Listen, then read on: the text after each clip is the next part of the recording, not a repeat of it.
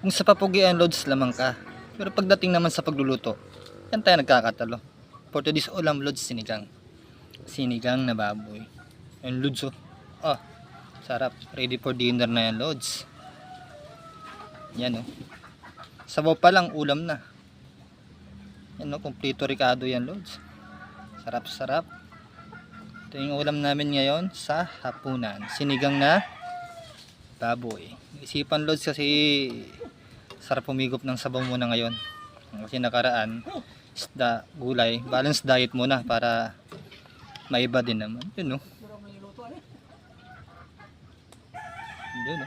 Sarap.